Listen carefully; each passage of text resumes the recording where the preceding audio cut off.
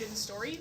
And we were founded by Dr. Tom Cade, who was a falconer, ornithologist, and a professor at Cornell University.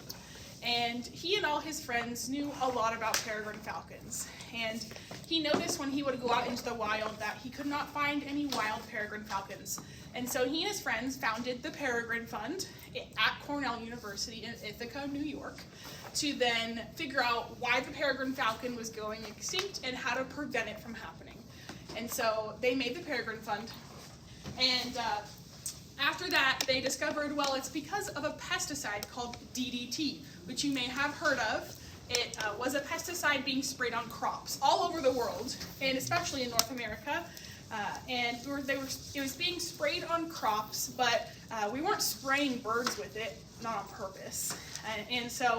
But they were still being poisoned by it. And they were being poisoned by it they were eating it.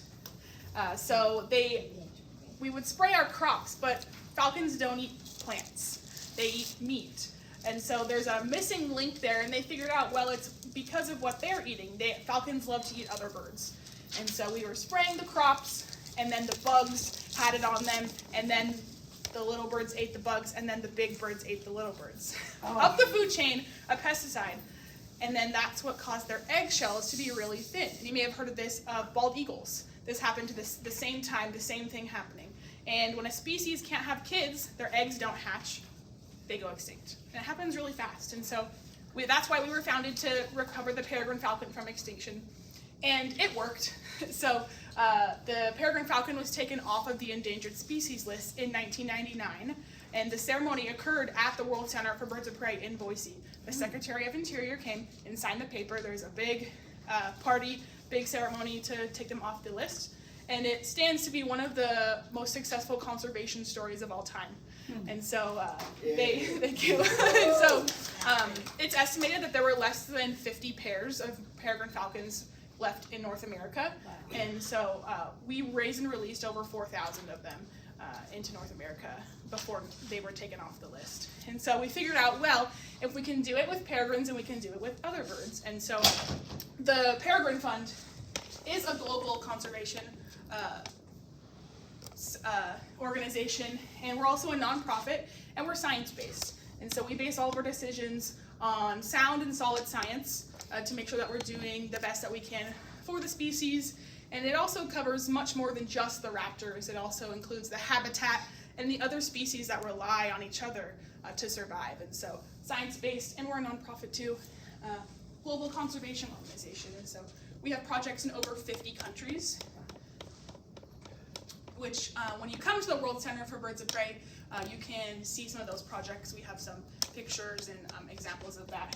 And the birds that we have on display are often representative of those projects that we have across the world. So at the center, not only do we have North American birds, but we have African birds, we have European birds, South American raptors. So it's a pretty fun time. There we go.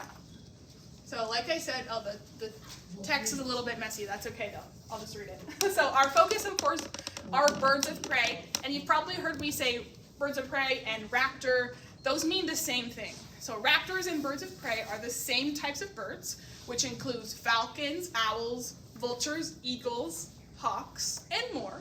But those are the 5 main types. And the word raptor means to grab. And so you may have heard of velociraptor. They are a dinosaur which is extinct. They're not necessarily related to raptors, modern day raptors, but that word raptor means to grab. And so that type of dinosaur we think maybe was grabbing food with its feet, so do raptors. And so these are some of the types of birds that you might see at our center. And so we don't have things like chickens or ravens, things like that. And I'll tell you why. Raptors have 3 things that make them a raptor. So the first thing that makes a raptor is a curved beak. And they use that beak to tear up their food because they don't have hands, they can't use a fork or a knife. And oftentimes when they catch their food, it's too big to fit into their mouth. And so that curved beak is super important to have on a raptor. And then the second thing are eyes on the front of their head.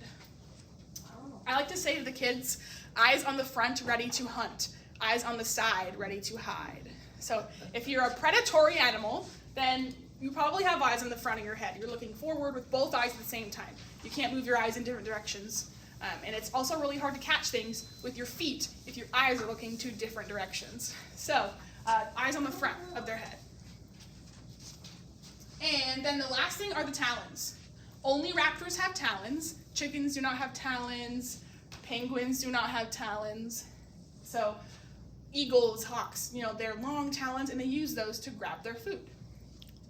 And bird of prey means they eat other prey, they eat other things, but that's not why that makes them a raptor. There are other birds that eat meat, right? Penguins eat meat. I've seen a chicken eat a mouse. Ravens eat meat, but they're not raptors because they don't have all three of those things, even though they eat meat. And also special about like a pelican or a penguin, they eat fish, but they catch their food with their mouth, not their feet. That's the difference. And so, of course, birds like penguins, chickens, pelicans, and ravens, they all eat meat, but they're not raptors because they don't have a sharp curved beak, eyes on the front, or talons. Even though they have claws, they're not talons. And so the Peregrine Fund works super hard to protect raptors from various types of threats that they have in their environment, including climate change. That's kind of an overarching one that affects a lot of things underneath them. Contaminants. One of our largest projects right now is with the California condor. And so their biggest threat is a contaminant in the environment, and that is lead. And I'll talk more about that shortly after this. But same with like the DDT. That was a contaminant that was getting into the peregrine falcons and other raptors. Habitat loss, big one. If you don't have somewhere to live, then you're gonna die. So that species that needs some places to live, we work a lot with habitat recovery too, because if we want to maybe breed these species in captivity and release them into the wild, and they don't have somewhere to live, then that's not a good way to go about it. So we like to restore habitat as well. We do that a lot in Texas with endangered species. Human conflict, that can happen a lot, especially with buildings and roads. Birds don't know what cars are, so oftentimes they get hit by cars and hit windows on tall buildings, and so there's always something that humans can do to help as well.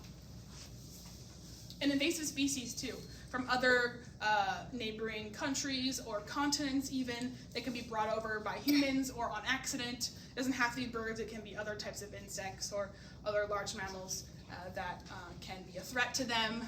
A big one is cats. Outdoor cats, they love to eat other little birds, and that's a big problem for smaller species like that. So I was talking about the peregrine falcons, and like I said, we thought there were less than 50 breeding pairs, so 39 is a number that gets thrown around, less than 39 pairs of peregrines in the lower 48. And so here's some photos of them doing their work. We would go out into the wild to collect eggs, to incubate them artificially so that then they could be hatched safely, because what was happening, the mothers would sit on the eggs, then they would smash because of that pesticide causing the eggshells to be really thin. And so by collecting the eggs and artificially incubating them, then they were more successfully hatched. Some more pictures. A little peregrine falcon, and the eggs are these cinnamon colored eggs, and they're about this big, a little smaller than a chicken egg, and they lay 2 or 3 eggs. A peregrine falcon does. And then I'll also show you on the bottom right picture on the cliff, that's where peregrine falcons nest. That's where most falcons nest. They don't make a nest in a tree, they nest on a cliff.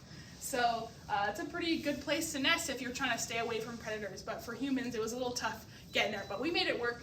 And so that box that you see that's built on the cliff is called a hack box. That's what we would release the birds in. And so we would hatch these babies at our facility in Boise, and then they would take them to wherever we were going to release them across the West, and put the juvenile birds in a box like that. They would get accustomed to the environment, and then we would open the door, and then they would fly away, and that was that. And that was pretty successful, and so that's how we released over 4,000 of them. Wow. And so you may have heard about Idaho and peregrines too. What's up with that? Why do peregrine falcons always come up? Well, one of the reasons is that the recovery effort that took place here in Boise too, mostly towards the end of their recovery when we were coming into Boise in 1980s is when we built the site out on coal. But a school in 2004 wanted the Peregrine falcon to be the state raptor, and so that is the state raptor. I'm actually wearing earrings that have the raptor, the Peregrine, and these are quarter earrings with the Idaho quarter on it, and so that's why Idaho and Peregrines, you may have heard of them, come together a lot. Yeah, and there's a picture of the ceremony. Cool. Another thing that we do is guided tours and student outreach at the World Center, and so that's a lot of what I do, is the group tours and the field trips and this.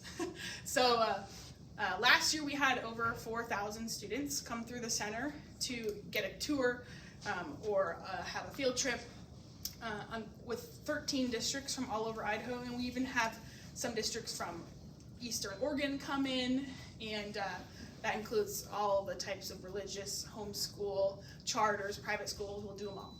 And 40% of them are from Title I schools, and we offer, they're free too, for all schools, free field trips, so we don't charge the schools coming in.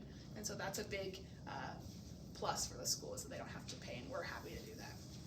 And off-site programming, we love to go to libraries, and we often bring our birds to those libraries to show families some about our work and those students. And then oftentimes they'll have a summer reading program where if a student reads this kind of book, and then they can do a report on it, and then they do get a free pass to come up to the center. So that's a fun incentive to learn about raptors, and community events like this. We love doing that.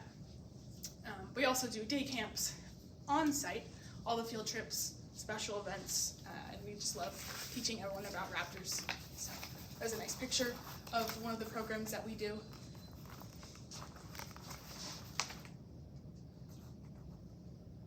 Raptor High is our, I think, really special student summer volunteer program. We've had it going since 2015, and these students come up during the summer and really flower over time. They come up super nervous, they don't really want to talk to anyone, they don't know much about raptors, but after just a couple of weeks they learn a lot about our birds, and they gain so much confidence in public speaking and talking to guests, and then by the end of it, they were like, we don't even need to talk to them, they just show up and do their job, and it's pretty awesome. And so if anyone knows any high schoolers who want to volunteer and like raptors, you don't even have to like them, I guess, we can teach you about them. That's one of our services that we have during the summer, so it's pretty awesome. Here's some of the pictures of them. And also high school students, but additionally graduate students we support all over the world. We support graduate students with the Peregrine Fund projects, including Madagascar, Kenya, a lot in the neotropics too, like Costa Rica and Panama, and we've had many students over the years graduate with master's degrees with support from the Peregrine Fund, and so we're super proud of that too.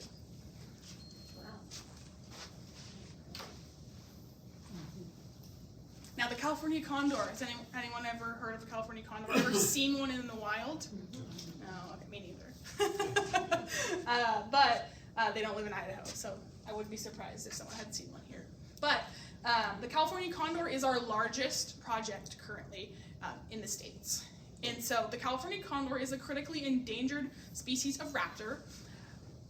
Vultures are raptors, although they do not hunt, they are still considered a raptor. But they are scavengers. And remember when I said they're being contaminated by lead? So lead poisoning is the reason they are going extinct. And we're not shooting them with lead, they are eating it. They are eating spent ammunition after hunting.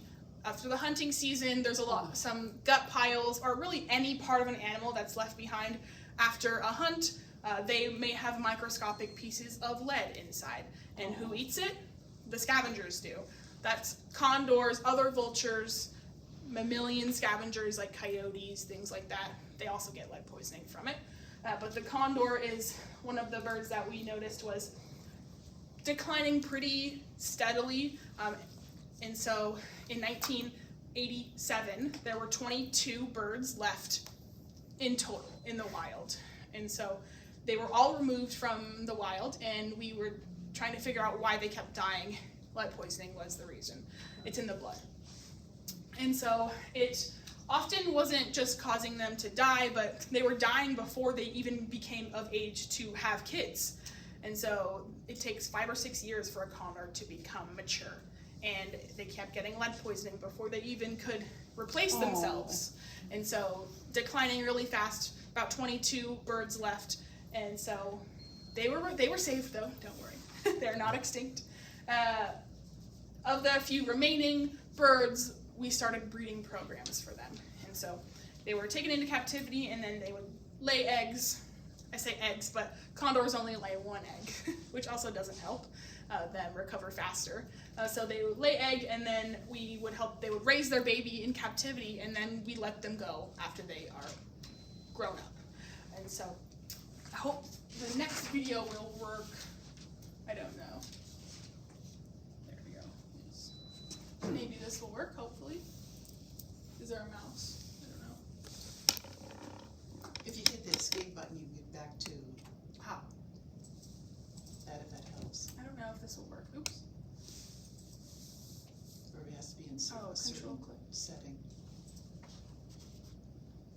Ah. There you go. The California condor is one of the world's most critically endangered species, A quick video. and the conservation story is still being written as we speak. It's actually quite a paradox, because ultimately what we're trying to do with the condor is work ourselves out of a job. Most often you find out that species are usually on the verge of extinction, not because of natural processes. It's usually because of some unintended consequence of our actions. Some populations of raptors sink so low in numbers that we have to breed the birds in captivity.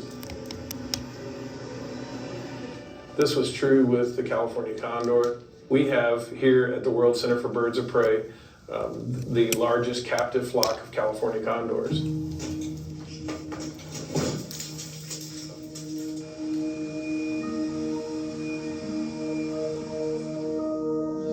There were just 22 left, and they were almost gone. And now that we've studied them to such a degree, that one small piece of a greater environment, we now understand that their leading cause of death is not something they evolved with.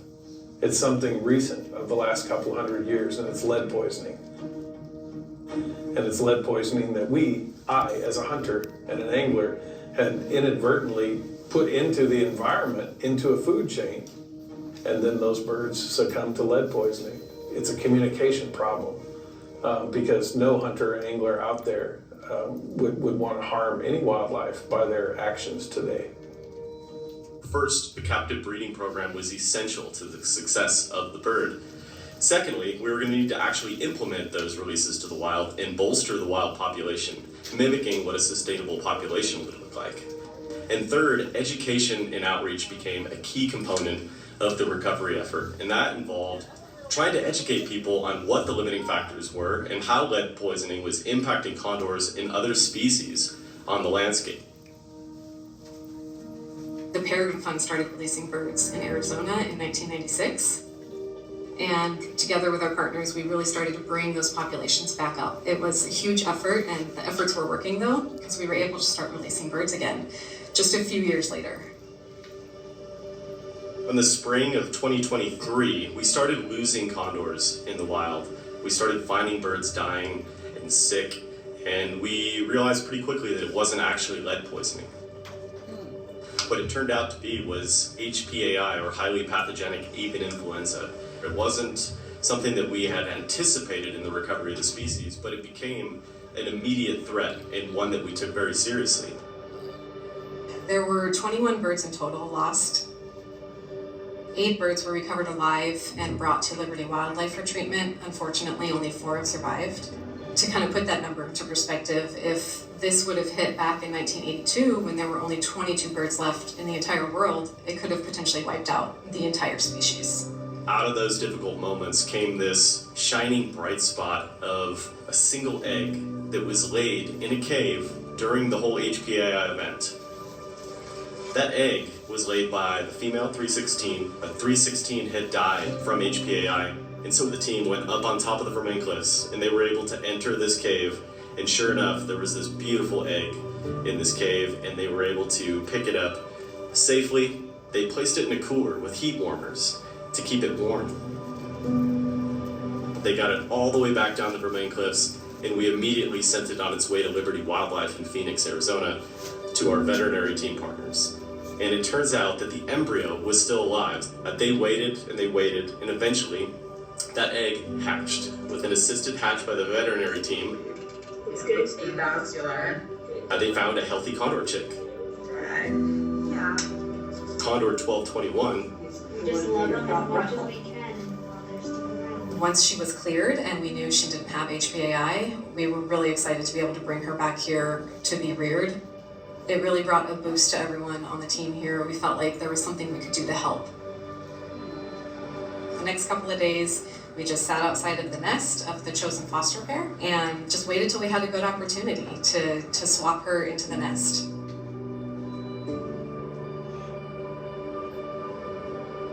And so later this month, 1221, will be transported with an additional 11 birds that will be released in the Vermain Cliffs National Monument. I can tell you there's a lot of chatter and a lot of excitement about seeing that bird take its first flight off of the Vermain Cliffs. We've seen so much success and the potential that exists there for California condors, but we also recognize that we have a difficult path ahead. You know, this isn't going to be easy. It's not been smooth sailing to this point, and we certainly expect to encounter more difficult situations down the road. But we're very hopeful. California condor recovery is one of our most important projects. It's one of the next great conservation success stories in North America. We've seen people cry at the release, and that's very emotional for us as well, because we realize that, hey, yeah, we are making progress.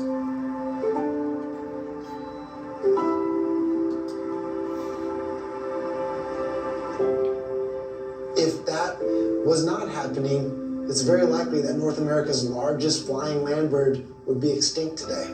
We have this awesome interpretive center here at the World Center for Birds of Prey, where people can connect with these birds and also connect with Peregrine Fund projects.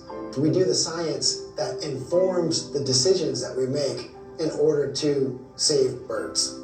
But then we also do the education and the outreach that is essential to changing sometimes very simple behaviors that lead to lasting conservation results. Condors are incredibly resilient, and 1221 is just a modern day sign of that resiliency. They can thrive if we give them the opportunity.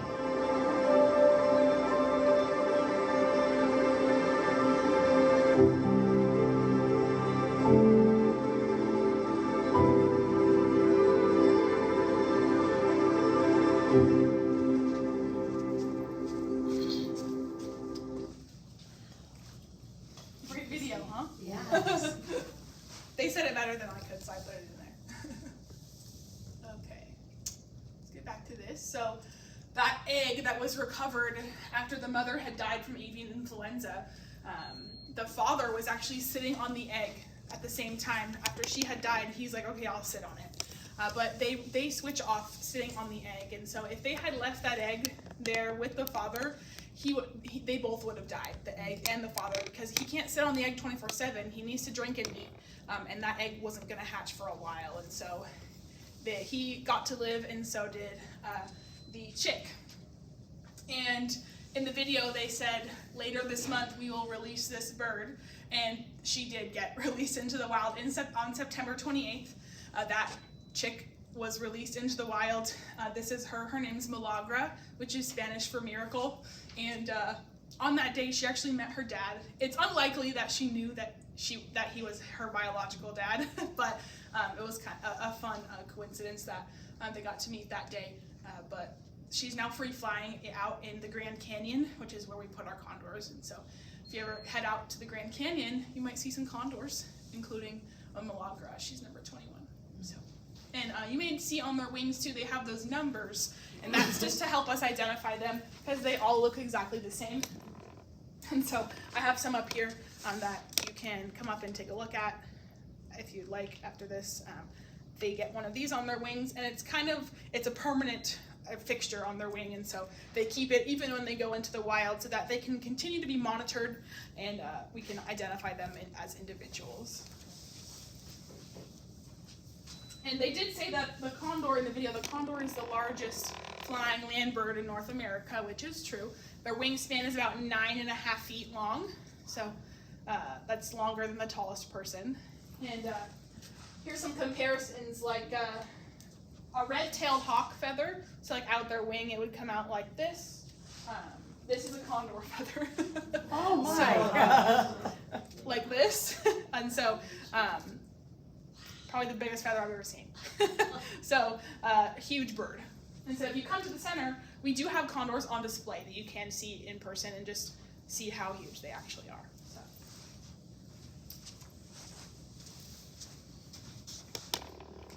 Here's some photos of the World Center that we have. So we have displays, we have an indoor interpretive center, we have 10 exhibits with different species on display, including the condor, a lot of North American species, and we have some tropical eagles on display right now. So pretty great place. This is what it looks like when you pull up. That's our front building out there. And so this is our new building. If you've been there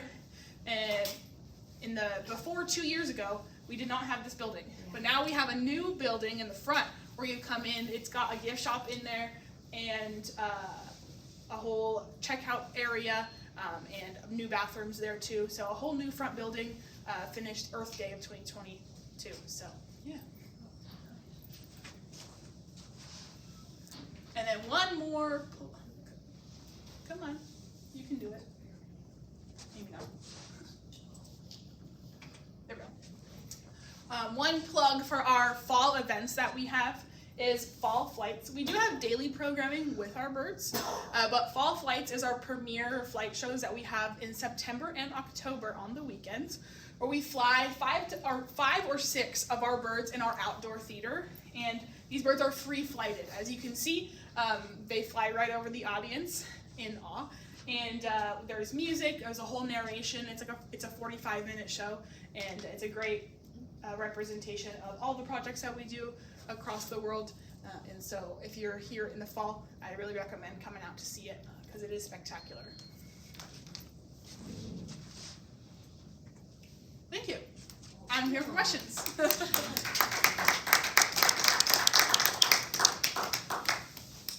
Yeah. Do they mate for life?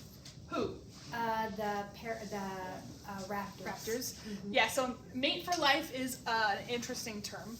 You could say they could mate for life, but it's not all the time.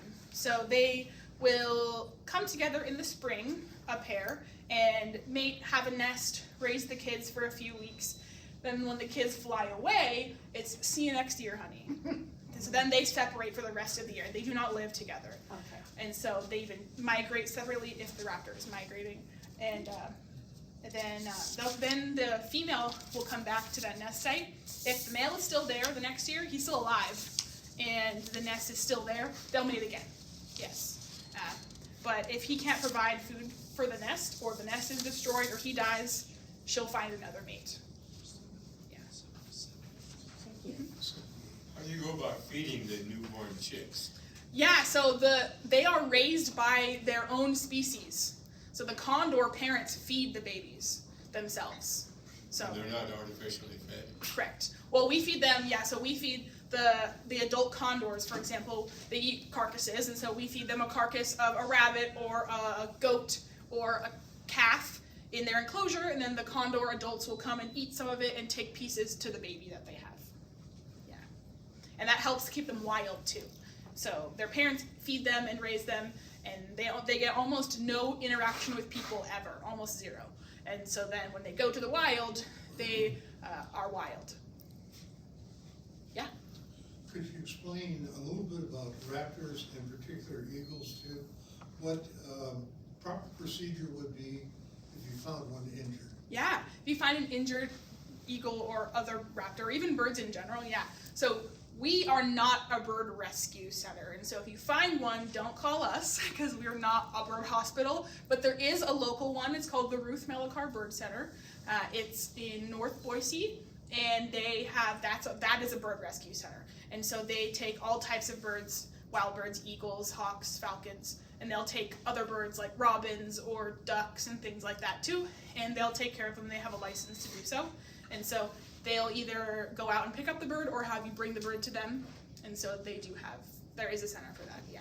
Is that smart for you to bring the bird into? I would think that they would be very scared and not wanting anyone. That might be too stressful. It is stressful, yes. For the bird, it definitely is, yeah. But it's kind of that choice you have to make of this bird probably will die here, or it'll be stressed out for a bit, then I have to bring it in to get care. And so it is a choice that we have to make, yeah. One thing you might mention is the need to make a reservation for the fall flights because they sell out. Yeah, you are correct. Our fall flight shows do sell out. So if you want to come to that, you can purchase them online. I think we start selling them usually the month before the shows start. And if you're a member or want to become a member, you get early access to those tickets as well. So that's on our website. Thank you for that. Yeah. Now, how do you handle bird flu? How do you protect your birds? Yeah. So we lost 21 of our wild condors to avian influenza, and they're especially vulnerable to it, raptors are. And so we have a lot of biosecurity at the center. And so people that handle the birds, like myself or the other staff that are in contact with our captive birds, we're not allowed to have chickens at home, and we wear shoes that don't come in contact with wild birds either. And if we are going into the area where the birds are, we step into this foot bath. It's like a disinfecting solution. It cleans the bottom of the soles of our feet, and washing our hands a lot, and just not touching wild birds in general too. Yeah. Other questions? Well, thank you very much. Yeah. I'll move this over, and if anyone has any other questions, I have some brochures, and if you want to feel how much a bird weighs, a condor, 25 pounds. Wow. You can try that. Well, you're not a giant-sized person, so do they come down and pick you up and take you for a ride? No. The condors are not trained to do anything.